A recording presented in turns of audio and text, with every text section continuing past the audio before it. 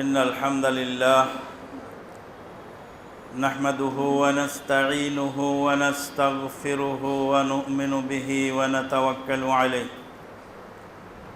ونعوذ بالله من شرور أنفسنا ومن سيئات أعمالنا من يهده الله فلا مضل له ومن يضلل فلا هادي له وأشهد أن لا إله إلا الله وحده لا شريك له وأشهد أن محمدًا عبده ورسوله صلى الله عليه وسلم الذي أرسله بالحق بشيرًا ونذيرًا وداعيًا إلى الله بإذنه وسراجًا منيرًا أما بعد فإن خير الحديث كتاب الله وخير الهدي هدي محمد صلى الله عليه وسلم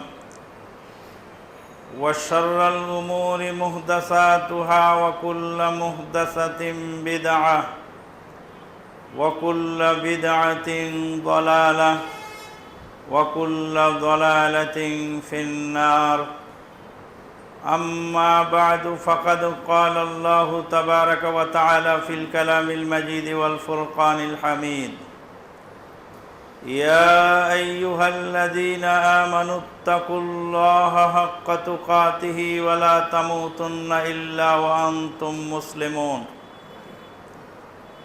يا أيها الناس اتقوا ربكم الذي خلقكم من نفس واحدة وخلق منها زوجها وبث منهما رجالا كثيرا ونساء واتقوا الله الذي تساءلون به والأرحام إن الله كان عليكم رقيبا يا أيها الذين آمنوا اتقوا الله وقولوا قولا سديدا يصلح لكم أعمالكم ويغفر لكم ذنوبكم ومن يطع الله ورسوله فقد فاز فوزا عظيما ثم أما بعد قال الله تبارك وتعالى في كلام المجيد والفرقان الحميد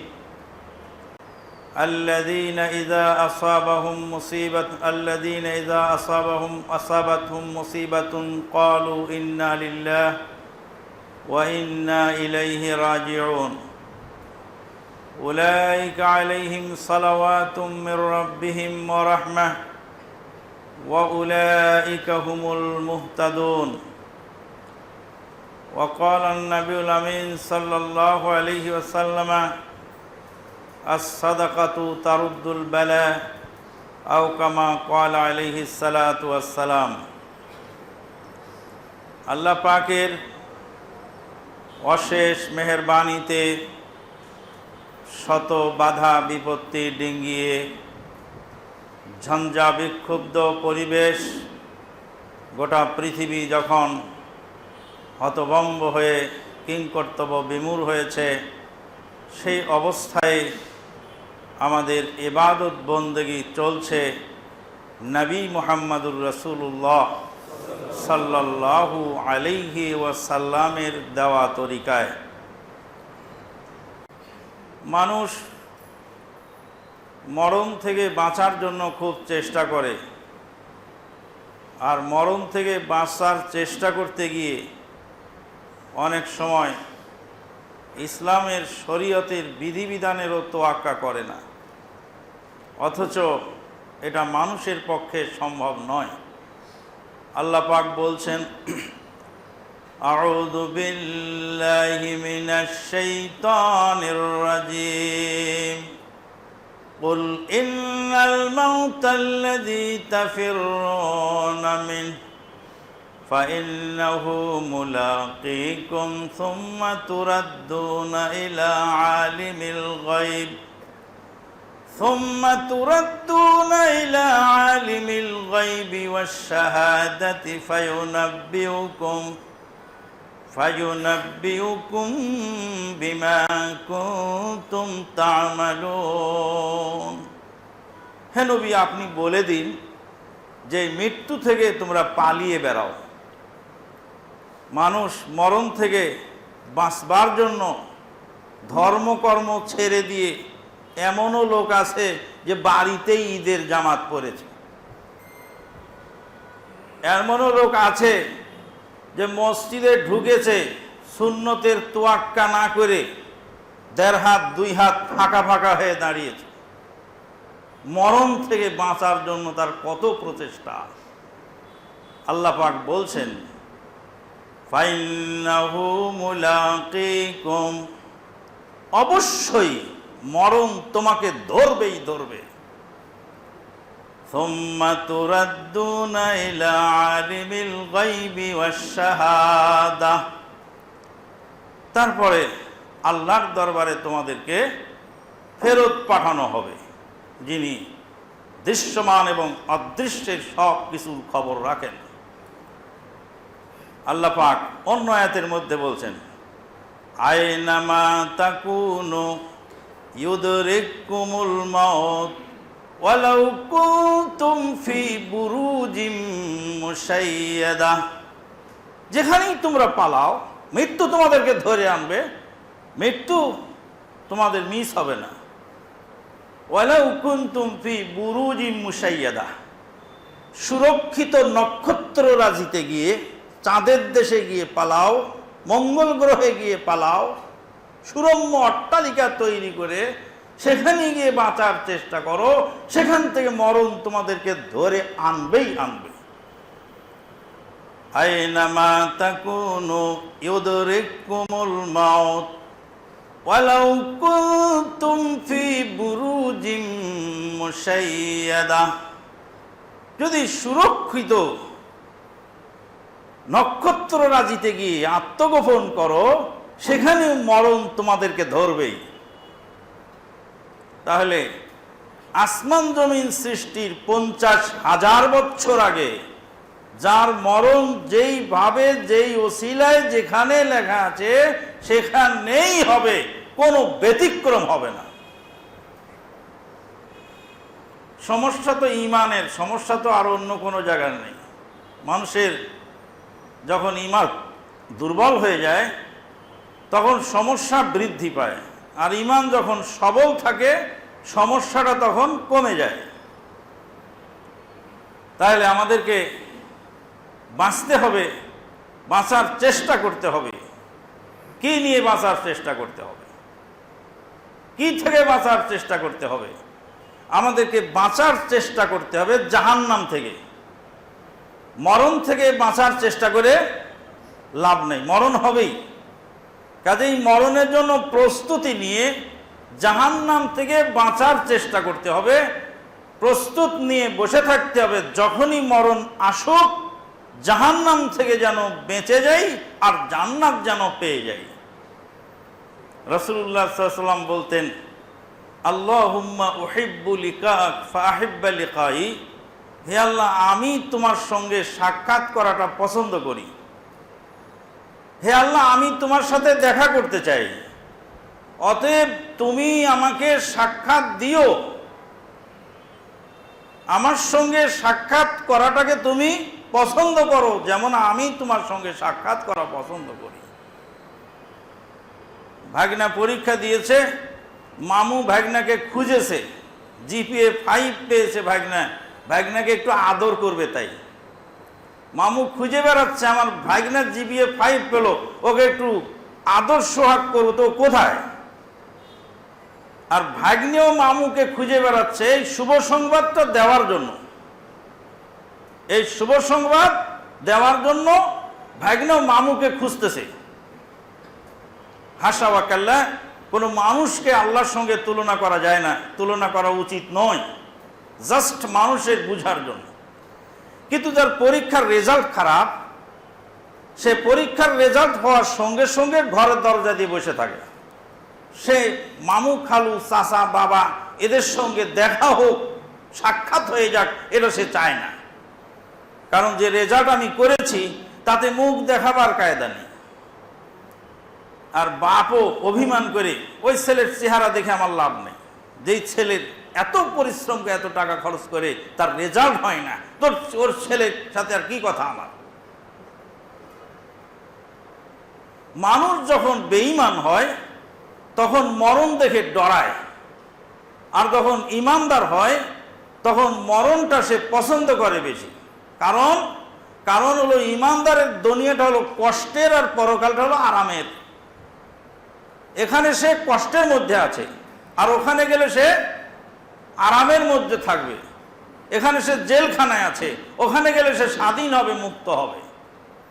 কিন্তু যার রেজাল্ট খারাপ, যার আমল খারাপ, সে আল্লাহর সঙ্গে সাক্ষাৎ করা পছন্দ করে না। আল্লাহ রাব্বুল আলামিনও তাই তাদেরকে সাক্ষাৎ দেবেন না। আল্লাহ পাক বলছেন, ওয়ালাউ তারা ইযিল মুজরিমুনা নাকিসু রুসিহিম ইনদা রাব্বিহিম রাব্বানা আবসারনা ওয়া সামি'না ফারজি'না না'মাল সালিহান ইন্না মুকিনুন। হে নবী, আপনি যদি সেদিন পাপিষ্ঠদের অবস্থা দেখতেন, মাথা নিচু করে আল্লাহর সামনে দাঁড়িয়ে থাকবে। নাকিসু রুসিহিম ইনদা রাব্বিহিম রাব্বানা আবসারনা ওয়া সামি'না ফারজি'না না'মাল সালিহান ইন্না মুকিনুন। প্রভু হে, দুনিয়াতে পৃথিবীতে আবার ফেরত যাওয়ার সুযোগ দাও, দ্বিতীয়বার পরীক্ষা দিয়ে পাশ করে আসতে চাই। আল্লাহ পাক বলবেন, কাল্লা ইন্নাহা কালিমাতুন হিয়া কাইলুহা ওয়া মিন ওয়ারাইহিম বারযাখুন ইলা ইয়াউমি ইউবআসুন। কোশ্চিন কালেও নয়, সে পৃথিবীতে ফেরত যাওয়ার জন্য সে একটা লালসা করে। এই কথা তার মুখের কথা, তাকে বহু টাইম দেওয়া হয়েছিল, টাইম সে কাজে লাগায় নেই। কাল্লা ইন্নাহা কালিমাতুন হিয়া কাইলুহা ওয়া মিন ওয়ারাইহিম বারযাখুন ইলা ইয়াউমি ইউবআসুন। পুনরুত্থান দিন পর্যন্ত কঠিন পর্দা দিয়ে তাকে ঘিরে রাখা হয়েছে, পৃথিবীতে ফিরে আসার সুযোগ আর তার নাই।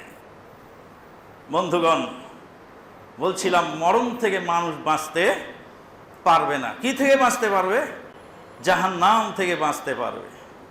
রব্বানা আতিনা ফিদ দুনিয়া হাসানাতাও ওয়া ফিল আখিরাতি হাসানা ওয়া কিনা আযাবান নার। প্রভু হে, দুনিয়ার কল্যাণ দাও, আখিরাতের কল্যাণ দাও, জাহান্নামের আযাব থেকে বাঁচাও। জাহান্নামের আযাব থেকে আমাদেরকে বাঁচতে হবে।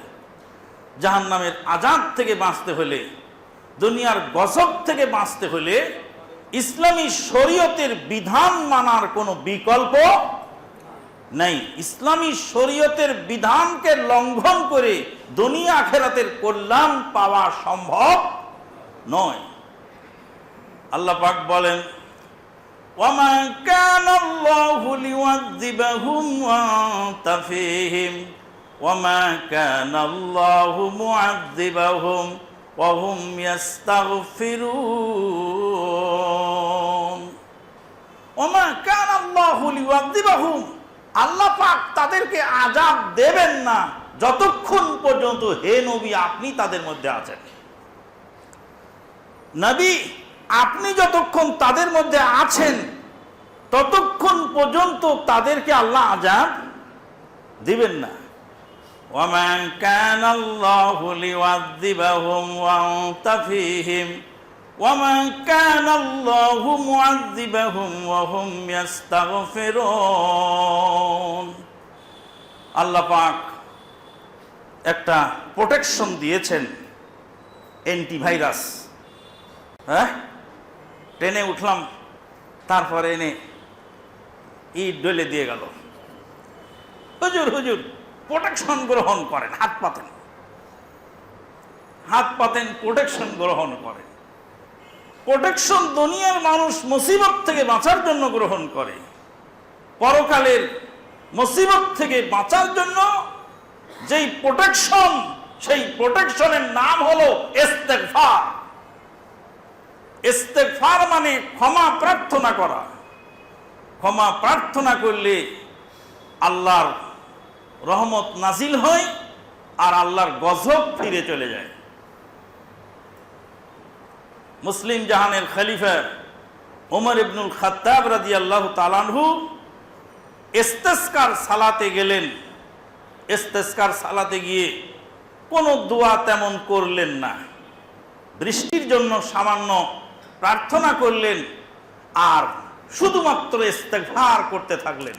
দীর্ঘক্ষণ ধরে আল্লাহর কাছে ক্ষমা প্রার্থনা করে মুসলিম জাহানের খলিফা ইবনুল খাত্তাব রাদিয়াল্লাহু ঈদগাহ থেকে ফিরে চলে যাচ্ছেন। লোকেরা বললেন, আমিরুল মুমিনিন, আপনি এসেছিলেন বৃষ্টি চাওয়ার দোয়া করতে, মাঠে ইস্তেসকা পড়তে এসেছিলেন, বৃষ্টির জন্য দোয়া প্রার্থনা করার জন্য, তা আপনি যে কোনো দোয়া না করে শুধু ইস্তেগফার করে চলে গেলেন। ওয়ালিস্তাগফিরু রাব্বাকুম ইন্নাহু কানা গাফফারা ইউরসিল আলাইকুম মিনাস সামাই মিদরারা। আল্লাহ পাক বলছেন, আল্লাহর কাছে ইস্তেগফার করো, তিনি গাফফার, তিনি ক্ষমাশীল। আসমান থেকে মুষলধারে বৃষ্টি নাজিল করবেন তোমার এই ইস্তেগফারের বদৌলতে। ইস্তেগফার করলে আসমান থেকে রহমতের বৃষ্টি নাজিল হবে।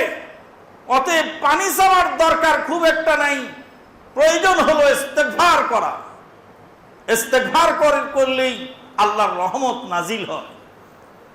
নবী সাল্লাল্লাহু আলাইহি সাল্লাম থাকলে গজব ফিরে চলে যায়।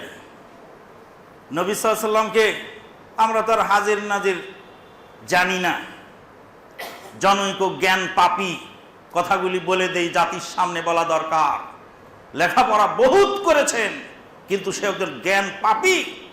সেই জ্ঞান পাপী বলছেন যে আমি যদি কোনোদিন ধর্মমন্ত্রী হতে পারি তাহলে আজানের মধ্যে সংযুক্ত করে দেব, ওয়ারজুকনা শাফাআতাহু ইয়াউমাল কিয়ামাহ ইন্নাকা লা তুখলিফুল মিআদ। উনি ধর্মমন্ত্রী হলে ওনার মতো ভণ্ড আলেমের দ্বারা এই আজানের সংযোজন হয়ে যাবে। এই জন্য আল্লাহ পাক তার ধর্মকে সংরক্ষণ করার জন্য এই মৌলবীদেরকে মন্ত্রী হওয়ার সুযোগ দেন না। কুলিল্লাহুম্মা মালিকাল মুলক তুতিল মুলকা মান তাশাউ ওয়া তানজিউল মুলকা মিম্মান তাশাউ ওয়া তুইজ্জু মান তাশাউ ওয়া তুযিল্লু মান তাশাউ বিয়াদিকাল খায়র ইন্নাকা আলা কুল্লি শাইইন কাদির। হে নবী, আপনি বলে দিন, ক্ষমতার মালিক হে আল্লাহ, আপনি যাকে ইচ্ছা তাকে ক্ষমতা দান করেন, যার কাছ থেকে তা ক্ষমতা ছিনায় নিতে পারেন। একজন জেনারেল শিক্ষিত ধর্মমন্ত্রী, একজন সাধারণ ধর্মমন্ত্রী এত বড় দুঃসাহস কম করবে না যে আজান সংযুক্ত করে, কিন্তু একজন ভণ্ড মৌলবীর পক্ষে এটা সম্ভব। যার ফলে আল্লাহ পাক তার রাষ্ট্রীয় ক্ষমতা কাকে দিয়ে পরিচালনা করেন আল্লাহ ভালো জানেন। আল্লাহর দিনকে আল্লাহ কিয়ামত পর্যন্ত কি করবেন? হেফাজত করবেন। ওই সমস্ত ভণ্ডরা ক্ষমতায় আসতেও পারবে না ইনশাআল্লাহ, কারণ আজান বদলিয়ে দিবে। তারপরে বলছে, দিয়ে দেখেন না একবার মন্ত্রীর পোস্ট, ধর্ম কাকে বলে দেখায় দেব। যাই হোক, প্রসঙ্গক্রমে কথাটা এসে গেল, রাসূল সাল্লাল্লাহু আলাইহি ওয়াসাল্লাম থাকলে গজব ফিরে যাবে, আর রাসূল না থাকলে গজব কি হবে? জেকে বসবে। রাসূল কিভাবে থাকেন? রাসূলকে কি মসজিদে ডেকে নিয়ে এসে যে আমাদের সাথে সালাত পড়েন যাতে গজব ফিরে যায়? আজ থেকে প্রায় 1250 বছর পূর্বে এই পৃথিবীতে এসেছিলেন ক্ষণজন্মা মহাপুরুষ, তার নাম মুহাম্মদ বিন ঈসা বিন সাওরা। মুহাম্মদ বিন ঈসা বিন সাওরা তিনি রাশিয়ার তেরমেজ শহরে জন্মগ্রহণ করেছিলেন, জাইহুন এবং সাইহুন নদীর পার্শ্বে। রাশিয়ার জাইহুন সাইহুন নদীর পার্শ্বে তেরমেজ শহরে তিনি জন্ম নিয়েছিলেন। শহরের নাম তেরমেজ। আর সেই তেরমেজ শহরে জন্ম নেওয়ার কারণে তার নাম হলো ইমাম আবু ইসা মুহাম্মদ বিন ইসা বিন সাওরা আত-তিরমিজি। যদি জিজ্ঞেস করি যে ইমাম তিরমিজির নামটা বলেন তো, ওটা তো জানি না। আমি ওই তিরমিজির নাম জানি না। ওই যে কয়দিন আগে ফাঁসি লটকে মরে গেল, ওর নামটা ভালো জানি। হ্যাঁ, ফাঁসি লটকে মরে গেল, আমাদের যুবকেরা ওর নাম ভালো জানে, ইমাম তিরমিজির নাম ভালো জানে। 1250 বছর প্রায় পূর্বে এই তিরমিজি সংকলন করে তিনি তিরমিজির শুরুতে লিখে গেলেন, মান কানা ফি বাইতিহি নুসখাতাম মিন হাদাল কিতাব। যার বাড়িতে এই তিরমিজির একটা কপি থাকবে, আমি ইমাম তিরমিজি যে তিরমিজির হাদিসগুলি সংকলন করলাম, কারো বাড়িতে যদি এই হাদিসের কিতাব যদি এক খণ্ড এক কপি থাকে, সে যেন জেনে রাখে আন্না ফি বাইতিহি নবিয়ুন ইয়াতাকাল্লাম, তার বাড়িতে নবী কথা বলে। নবী কথা বলে কার বাড়িতে? যার বাড়িতে নবীর হাদিসের কিতাব আছে। নবী কিভাবে ঘুমিয়েছেন, নবী কিভাবে খেয়েছেন, নবী কিভাবে সালাত আদায় করেছেন, নবী কিভাবে সিয়াম পালন করেছেন, নবী কিভাবে গৃহযাপন করেছেন, রাজ্য পালন করেছেন, শাসন করেছেন, প্রজা শাসন করেছেন, এক্সপোর্টে ইম্পোর্টে, হাটে বাজারে, লোয়ার চেম্বার থেকে নিয়ে আপার চেম্বার পর্যন্ত শত দিক ও বিভাগের সমস্ত সমস্যার সমাধান এই হাদিসের কিতাবের মধ্যে আছে। কিন্তু আমাদের মসজিদ থেকে রাসূলের সুন্নত বিদায় নিয়েছে। এমনি বেচারা এক হাত ফাঁকা ফাঁকা দাঁড়ায়, আবার করোনার ভয় এখন 3.5 হাত। আল্লাহ কি বললেন? নবী যেখানে থাকবে সেখানে তাদের আযাব দেওয়া হবে না। ওয়ামা কানাল্লাহু মুআযযিবাহুম ওয়ামা কানাল্লাহু লিউআযযিবাহুম ওয়া আনতা ফীহিম ওয়ামা কানাল্লাহু মুআযযিবাহুম ওয়া হুম ইস্তাগফিরুন। নবীর সুন্নাত চালু থাকলে গজব ফিরে যায়। গজব ফিরার জন্য, বালা মুসিবত ফিরে যাওয়ার জন্য প্রথম শর্ত হলো কোরআন এবং সুন্নাহকে অকপটে মেনে নেওয়া। কোরআন এবং সুন্নাতের বিধানের ভিতরে থেকেই ইসলাম পালন করা। কোরআন সুন্নাহর বিধানের ভিতরে থেকেই ইসলাম পালন করা। কোরআন সুন্নাহর বিধানের ভিতরে থেকে যতটুকু সম্ভব ততটুকু প্রোটেকশন নিতে হবে, এর বেশি করা যাবে না। জনৈক আলেমের স্ত্রীকে সাপে কামড় দিল, তে উঝা আসলো ঝাড়তে। তো বললো যে তোমার স্ত্রীকে সামনে আনো, আমি ঝেড়ে দিই। বলছে আমার স্ত্রী কারো সামনে যায় না। তো কিভাবে ঝাড়তে হবে? বলে তোমার কিছু দোয়া কালমা থাকলে এখান থেকে ঝেড়ে দাও। বলছে এটা হবে না। বলে তাহলে কি করা যাবে? তাহলে তোমার স্ত্রীর শরীরের মাপ কতটা লম্বা একটা পাটখড়ি দিয়ে মেপে এনে দাও, আমি এখানে দাগ দিয়ে দাগের উপরে ফুঁ দিই। তা আলেম সাহেব বললেন এই ফুঁ তোমার লাগবে না, তুমি চলে যাও, তোমাকে আমি ডাকি নেই, কে ডেকেছে ভুল করেছে। সূরা ফাতিহা পড়ে বিষাক্ত সাপের সেই জায়গায় ফুঁ দিয়ে থুতু লাগায় দিলেন, আল্লাহর রহমতে ভালো হয়ে গেল।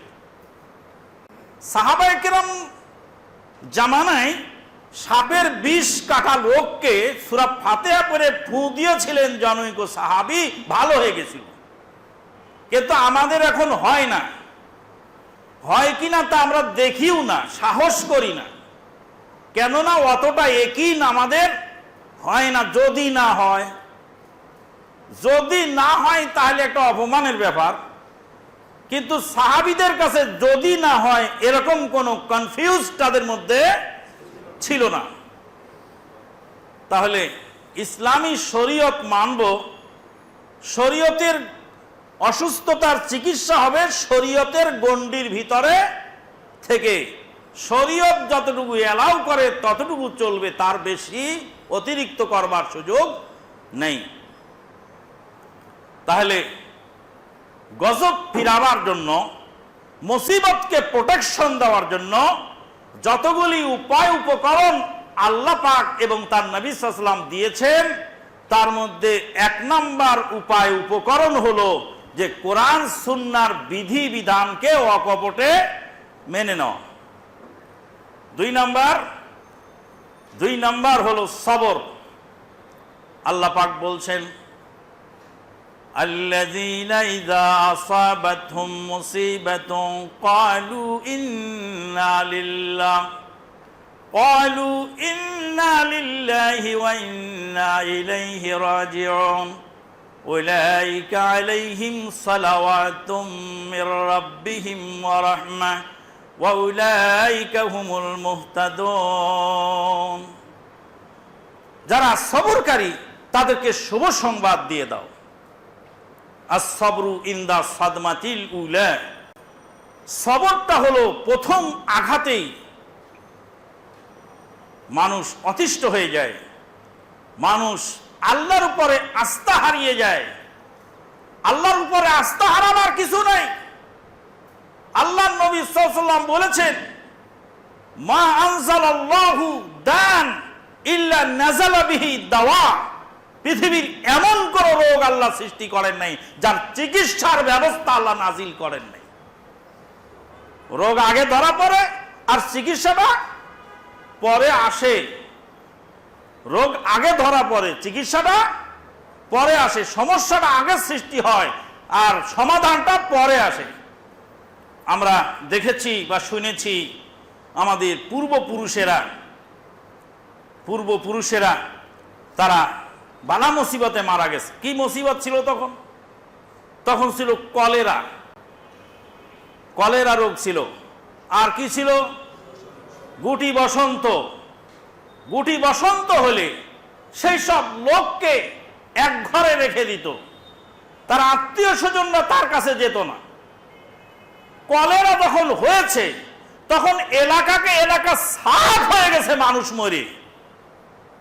তারপরে এখন কলেরা আমাদের কাছে কোনো মারাত্মক আহামরি কোনো রোগ নয়। কেন? কারণ এর চিকিৎসা তৈরি হয়েছে। মানুষ জেনে গেছে পানি ফুটিয়ে খেতে হয়, মানুষ জেনে গেছে কাঁচা ল্যাট্রিন ব্যবহার করতে নেই, মানুষ জেনে গেছে হাত ধুতে হয়, পরিষ্কার পরিচ্ছন্ন থাকতে হয়। অথচ এই জানার কথাগুলো ইসলাম আমাকে 1450 বছর পূর্বে শিখিয়ে গেছে। হাত ধোয়া, পাও ধোয়া, উজু করা, নাক ঝাড়া, নাকে পানি দেওয়া, কুলি করা, হাত ঘষে ধোয়া, শরীর ডলে ডলে গোসল করা, এগুলি 1450 বছর পূর্বে ইসলাম আমাকে শিখিয়ে গেছে। আঙ্গুলের ফাঁকের মধ্যে ময়লা থাকে, এগুলি নখগুলি কেটে ছোট করা। এমনকি রাসূলুল্লাহ সাল্লাল্লাহু আলাইহি ওয়াসাল্লাম বলছেন যে 10টি বিশেষ সুন্নত পূর্ববর্তী নবীদের থেকে পাওয়া গেছে। তার মধ্যে একটা হলো গাসলুল বারাজেম। বারাজেম শব্দের তো আঙ্গুলের ভাঁজ। এই যে আঙ্গুলের ভাঁজ, এই ভাঁজের মধ্যে ময়লা থাকে, এগুলিকে ভালো করে ঘষে ডলে তোলা। 1450 বছর পূর্বে নবী সাল্লাল্লাহু আলাইহি ওয়াসাল্লাম আমাদেরকে এগুলি শিখিয়ে গেছেন। বন্ধুগণ, তাহলে কলেরা এখন 3 আঙ্গুলের 1 চিমটি লবণ, 1 মুঠ গুড় অথবা চিনি, আধা কেজি পানির মধ্যে একটু লেবু চিপে দিয়ে গুলায় খায় ফেলো, দেখো তোমার চলে গেছে কলেরা। মহাখালীর রাইস স্যালাইন চালের গুঁড়া, এই চালের গুঁড়া মারাত্মক স্ট্রং ডায়রিয়ায় মানুষ একদম মৃত্যুর দ্বারে পৌঁছে গেছে। আল্লাহর ফজল কর্মেই মহাখালীর রাইস স্যালাইনে উপকার পাওয়া গেছে। তখন ছিল মুসিবত, মহা মুসিবত। তখন গ্রামকে গ্রাম উজাড় হয়ে গেছে। আমার চাচি মারা গেল আর চাচা মারা গেল একসঙ্গে, নাবালক সন্তান রেখে, 1 দিন 2 দিন আগে আর পরে, এই কলেরা রোগে। বন্ধুগণ, তাহলে তখন কলেরা ছিল মহামারী। আজকের এই করোনা, এর চিকিৎসা বের হবে, এর ওষুধ আবিষ্কারের চেষ্টা চলছে। যখন এটা হয়ে যাবে তখন আপনার কাছে এটা বুঝবেন যে এটা সহজ একটা কিছু।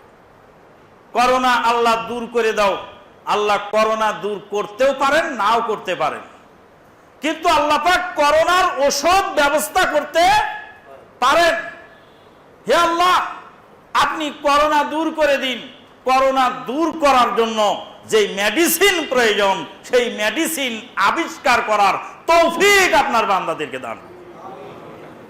যখন মেডিসিন আবিষ্কার হয়ে যাবে তখন সে জিনিসটা কি হয়ে যাবে? সহজ হয়ে যাবে। বন্ধুগণ, তা আপনাকে ওই পর্যন্ত সবর করতে হবে। মানুষ মারা যাচ্ছে, মানুষ মারা যাবে, এটা স্বাভাবিক কথা। একটা অ্যাক্সিডেন্টে 19 জন মানুষ মারা গেল, সেখানে তো করোনা ঢোকে নাই। একটা অ্যাক্সিডেন্টে 19 জন মানুষ একসঙ্গে মারা গেল, সেখানে কি ঢুকেছে? করোনায় মানুষ মারা যাবে, মানুষ অ্যাক্সিডেন্টে মারা যায়, মানুষ পানিতে ডুবে মারা যায়, আগুনে পুড়ে মারা যায়। মানুষ মারা যাওয়ার বিভিন্ন অজুহাত, বিভিন্ন উপায় উপকরণ, বিভিন্ন সূরত আর বিভিন্ন কারণ। এই কারণটা হলো, এটা হলো একটা কারণ, কিন্তু মূল কারণ যেটা, তার হায়াত শেষ হয়ে গেছে। তাই আল্লাহর কসম, যার হায়াত থাকবে, আল্লাহর কসম যার হায়াত থাকবে, আল্লাহর কসম যার হায়াত থাকবে, সেই লোক মারা যাবে না যদি বিনা চিকিৎসায়ও পড়ে থাকে। আমি বলি নাই বিনা চিকিৎসায় ফেলে রাখেন। একটা ছেলেকে বাঁশবাগানে ফেলে আসছে তার আত্মীয় স্বজনেরা, করোনা আক্রান্ত হয়েছে, তাই সারা রাত পার হয়ে গেছে। সকালবেলা লোকেরা টের পেয়ে হাসপাতালে নিয়ে গেছে, আল্লাহর ফজল ও করমে সুস্থ। সারা রাত যে আল্লাহ হেফাজত করলেন, চিকিৎসা বিনা ব্যতিরিকে আল্লাহ যদি হেফাজত করেন, তাহলে চিকিৎসা যার হয়নি বা সুযোগ পাচ্ছে না, তাকেও আল্লাহ হেফাজত করতে পারে। চিকিৎসকের মাঝখানে ওষুধের ড্রামের মধ্যে ডুবাইয়ে রাখলেন। আবারও বলছি, আমি এই কথা বলি নাই যে আপনি ওষুধ খাবেন না, কিন্তু ওষুধটাই চূড়ান্ত ফয়সালা নয়, চিকিৎসাই চূড়ান্ত ফয়সালা নয়, প্রোটেকশনই চূড়ান্ত ফয়সালা নয়। প্রোটেকশনের কার্যকারিতা দেওয়ার মালিককে আল্লাহ। ওয়াইয়ামসাসকাল্লাহু বিদুররিন ফালা কাশিফা লাহু ইল্লা হু। হে নবী, আপনি যদি কোনো রোগাক্রান্ত হন, এই রোগ থেকে মুক্ত করার ক্ষমতা আল্লাহ ছাড়া কেউ নেই। তাহলে সবর করতে হবে, আল্লাহর কাছে ধৈর্য ধারণ করে আল্লাহর ফয়সালা আসা পর্যন্ত আমাকে সবর করতে হবে। আমার আম্মা অসুস্থ হলেন, একবার 28 দিন পর্যন্ত অসুস্থ হয়ে থাকলেন, বহু চিকিৎসা হলো, কোনো কাজ হলো না। আমি আমার উস্তাদকে বললাম যে আমার আম্মা অসুস্থ আছে, আপনি একটু দোয়া করেন। আমার উস্তাদ ফজরের সময় দোয়া করলেন। ফজরের পর থেকেই ঘুমন্ত মানুষ উঠে কাজ শুরু করেছে, মনে হয় যে তার কোনো রোগই ছিল না। আল্লাহ পাক তার বান্দাকে যতক্ষণ পর্যন্ত অর্ডার দেবেন ততক্ষণের আগ পর্যন্ত হবে না। ইউনূস আলাইহিস সালাতু ওয়াস সালামকে টাইগ্রিস নদীর মাছে খেয়ে ফেলল। টাইগ্রিস নদী কোন দেশে? ইরাকে। টাইগ্রিস নদীর আরবি নাম কি? হ্যাঁ, টাইগ্রিস নদীর আরবি দাজলা।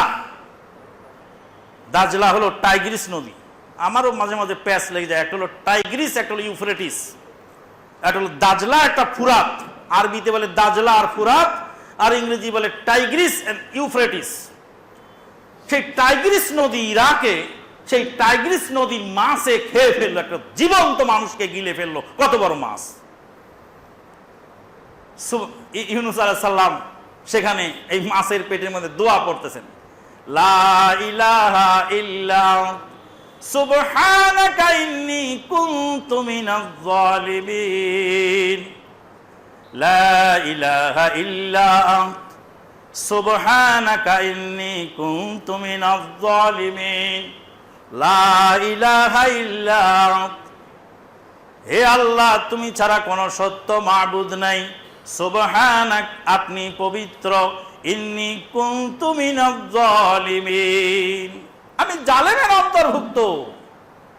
ইউনুস বিন মাত্তা, তার পিতার নাম ছিল মাত্তা। ইউনুস বিন মাত্তা আলাইহিস সালাতু ওয়াস সালাম। আল্লাহ রাব্বুল আলামিন বলেন, ফালাউলা তুসাব্বিহুন লালাবিসা ফি বাতনিহি ইলা ইয়াউমি ইউবাসুন। ও নবী, তোমার ভাই ইউনুস যদি মাছের পেটে যদি এই তাসবিহ না পড়তো, কিয়ামত পর্যন্ত আমি আল্লাহ তাকে মাছের মধ্যেই রেখে দিতাম। লালাবিসা ফি বাতনিহি, সে মাছের পেটে থাকতো, ইলা ইয়াউমি ইউবাসুন, কিয়ামত পর্যন্ত মাছের পেটে থাকতো। আল্লাহ সক্ষম মাছের পেটে রাখতে। এখন তো দোয়া ইউনুস আমরা পড়ি না, কি পড়ি? খতমে ইউনুস, খতমে জালালি, খতমে খাজেগান, খতমে নারিয়া, খতমে নুরিয়া, খতমে জালালি, খতমে দালালি, দরুদে তাজ, দরুদে মাহি, দরুদে হাজারি, দরুদে নারিয়া, দরুদে নুরিয়া, দরুদে তানাজ্জিনা না দে আলী সেল কাপ। কত হাবি জাবি দোয়া আমরা ছোট কালে বলি, লা ইলাহা ইল্লাল্লাহ, লা ইলাহা ইল্লাল্লাহ, লা ইলাহা ইল্লাল্লাহ, লা ইলাহা ইল্লাল্লাহ, লা ইলাহা ইল্লাল্লাহ। এ সর্বনাশা, তাড়াতাড়ি বুট মুড়ি তাদের বুটগুলো খেয়ে ফেল। 1000 বুট গুনে দিয়েছে। 1000 বুট 100 জন লোক যদি একবার করে পড়ে, কত? 1 লাখ, 1.25 লাখ পড়া লাগবে। তো 100 জন তালেব ইলমকে বসায় দিয়েছে। 1000 বুট, এই 1000 বুট এদিক থেকে ঘুরে ওদিকে আসবে ফেরত, তাই 1 লাখ হবে। তা আমরা তো তালেব ইলম, এই সর্বনাশা বুট খালি গুনিস না, 2-1টা করে মুখে দিয়ে খায় ফেল। খাইতে খাইতে বাড়ির মালিক দিছে 1000 বুট, বুট গুনে শেষ করতে করতে হয়ে গেছে 500 বা 300। বাড়ির মালিক এসে বুট কমে গেল, কে প্রায় তালেব ইলমরা 2-1টা বোধহয় মুখে দিছে, আর একটু দাও। ভাড়াটিয়া কামলা লাগাই দিছে ইউনুস খতম দেওয়ার জন্য।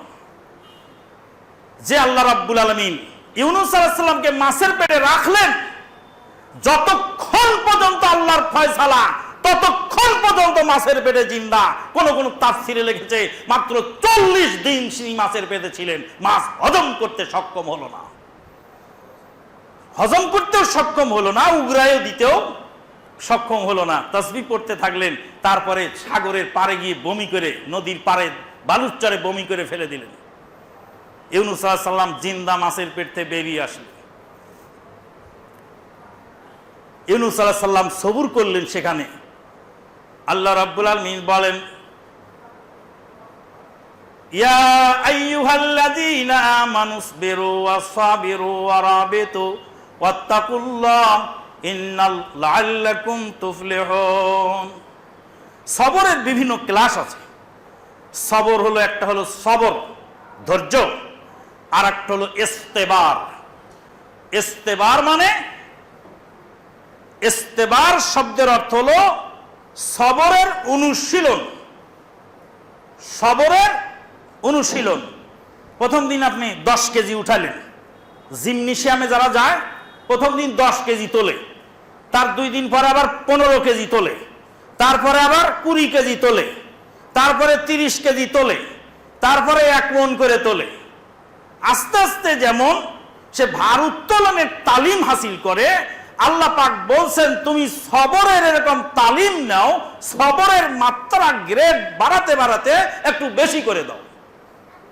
ইয়া আইয়ুহাল্লাযীনা আমানুসবিরু ওয়াসাবিরু, ইয়া আইয়ুহাল্লাযীনা ওয়ামুর আহলাকা বিসসালাতি ওয়াসতাবির আলাইহা। ইস্তেবার মানে সবরের তালিম গ্রহণ করা। ইয়া আইয়ুহাল্লাযীনা আমানুসবিরু ওয়াসাবিরু ওয়ারাবিতু ওয়াত্তাকুল্লাহ লাআল্লাকুম তুফলিহুন। ইসবিরু সবুর করো, ওয়াসাবিরু সবুরের প্রতিযোগিতা করো। আমরা সবরের প্রতিযোগিতা আগে করতাম। পানির তলে ডুব দিয়ে কে কতক্ষণ থাকতে পারে, নিঃশ্বাস বন্ধ করে কে কতক্ষণ থাকতে পারে, নিঃশ্বাস বন্ধ করে কে কতক্ষণ থাকতে পারে, পানির তলে ডুব দিয়ে কে কতক্ষণ থাকতে পারে। এটা হলো সবরের প্রতিযোগিতা। ইসবিরু ওয়াসাবিরু, সাবিরু মানে সবরের প্রতিযোগিতা করো। ওয়াস্তাবির আলাইহা মানে সবরের ট্রেনিং গ্রহণ করো। ওয়ামুর আহলাকা বিসসালাতি ওয়াস্তাবির আলাইহা, সবরের ট্রেনিং গ্রহণ করো, সবরের প্রতিযোগিতা করো, সাধারণ সবর করো। যাদের মধ্যে সবর আছে আল্লাহ রাব্বুল আলামিন বলেন তাদের জন্য অনেকগুলি বৈশিষ্ট্য আছে। ইন্নাল্লাহা মা'আস সাবিরিন, আল্লাহ সবুরকারীর সঙ্গে থাকেন। তারপরে উলাইকা আলাইহিম সালাওয়াতুম মির রাব্বিহিম ওয়া রাহমা ওয়া উলাইকা হুমুল মুহতাদুন। সালাওয়াত মানে হলো বিশেষ রহমত, আর রাহমা মানে সাধারণ রহমত। তারা আল্লাহর তরফ থেকে সাধারণ রহমতও প্রাপ্ত হয়, আবার বিশেষ রহমতও প্রাপ্ত হয়। উলাইকা আলাইহিম সালাওয়াতুম মির রাব্বিহিম ওয়া রাহমা ওয়া উলাইকা হুমুল মুহতাদুন। তারা হলো হেদায়েত প্রাপ্ত, তারাই হেদায়েত পায়।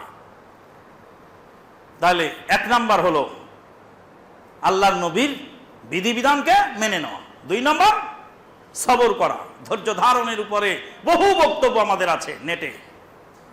3 নম্বর হলো দান সাদাকা।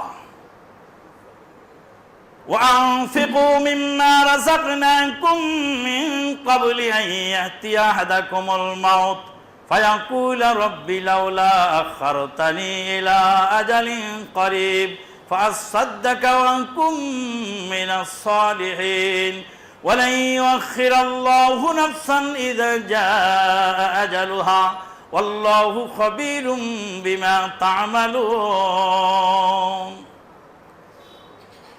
যা কিছু আল্লাহর তরফ থেকে দান করা হয়েছে ওখান থেকে দান, আল্লাহ যা দিয়েছেন তাতে দান করো, খরচ করো। মানুষ মারা যাওয়ার সময় আল্লাহর কাছে বলেন, আল্লাহ আমি কিছু দান করতে চাই। আল্লাহর কাছে মানুষ বলে না যে আমি সালাত পড়তে চাই, আল্লাহ আমাকে একটু টাইম দেন, আমি মরার আগে 2 রাকাত সালাত পড়ে নিই। বলে না যে আল্লাহ আমাকে টাইম দেন, আমি একটু মক্কায় গিয়ে উমরাটা করে আসি। আল্লাহ আমাকে একটু টাইম দেন, আমি একটা দিনে একটা সিয়াম পালন করে মরতে চাই। যদি মক্কায় উমরা করতে যাওয়ার টাইম চায় তাহলে 4-5 দিন সময় কমপক্ষে লাগবে মক্কাতে উমরা করে ফিরে আসতে। যদি সে একটা সিয়াম পালনের সুযোগ তাই তো কমপক্ষে একটা দিন সময়ের দরকার।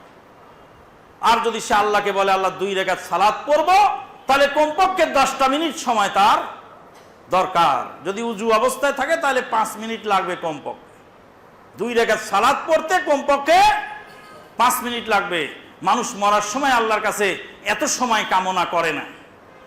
আল্লাহকে বলে না যে 2 রাকাত সালাত পড়ি, আল্লাহকে বলে না যে একটা সিয়াম পালন করি, আল্লাহকে বলে না যে আমি একটা উমরা পালন করি, তারপর আমার মৃত্যুর ফয়সালা করো। বলে না, কি বলে? আল্লাহ আমাকে একটু সাদকা করার সুযোগ দাও। সাদাকাটা কি হয়? সাদাকাটা পৃথিবীর বুকে সবচেয়ে এমন নেকির কাজ, যেই নেকির কাজটা অল্প টাইমে সম্ভব। অল্প টাইমে সবচেয়ে নেকির কাজ করা সম্ভব, সেটা কি? সাদাকা। খালি বলবে যে আমার অমুক দোকানটা আমি মসজিদের নামে ওয়াকফ করে দিলাম, আমি অমুক বাড়িটা আমি আল্লাহর রাস্তায় দান করে দিলাম, আমার কানের এই স্বর্ণটা অমুককে আমি দান করে দিলাম। কয় সেকেন্ড লাগলো? এই জিনিসটা অমুককে দিয়ে দিও, আমি মারা যাচ্ছি, আমার এই জিনিসটা অমুককে দিয়ে দিও। কয় সেকেন্ড লাগে? 10 সেকেন্ড। 10 সেকেন্ডই ধরেন।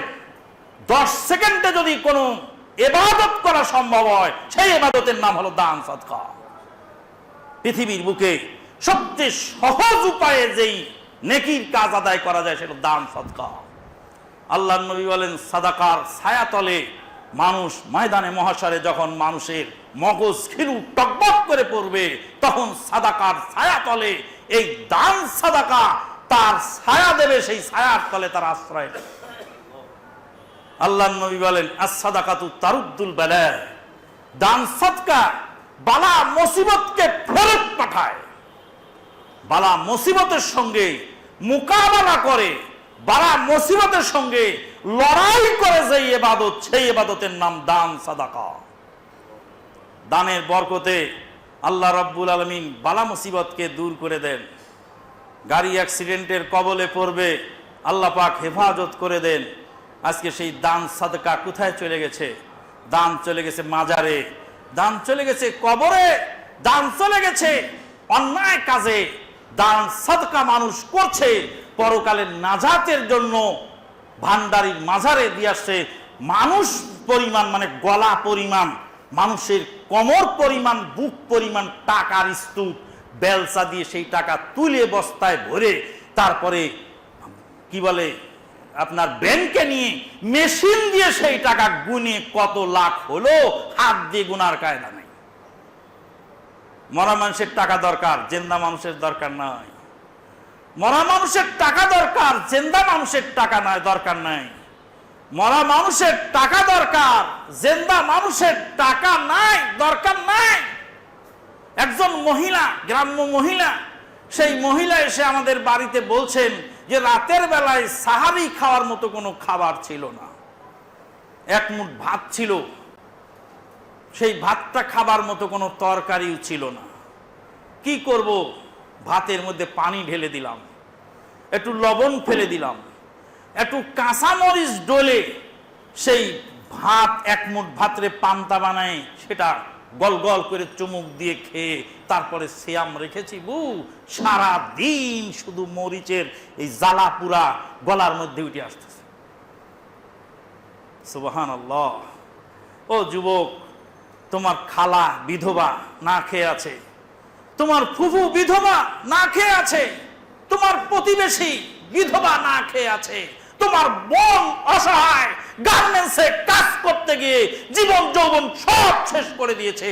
তোমার মতো যুবক লক্ষ লক্ষ টাকা খরচ করতেছে তুমি বন্ধু বান্ধব, গার্লফ্রেন্ড আর বয়ফ্রেন্ডের পিছনে।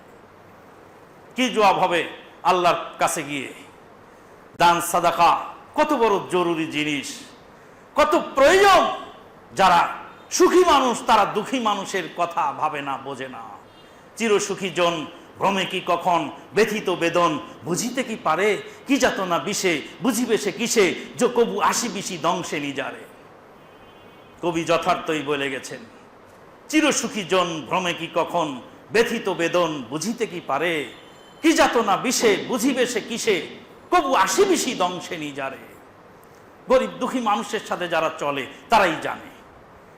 গরিব দুঃখী মানুষ, এমনও লোক গ্রাম বাংলায় আছে অভাবের নির্মম কষাঘাতে মানবেতর জীবন যাপন করে, মানুষের কাছে প্রকাশ করতে পারে না যে আমার এই অভাব আছে, কারণ সে সামাজিক মান মর্যাদা নিয়ে আছে, সে কিছু কাউকে বলতে পারে না।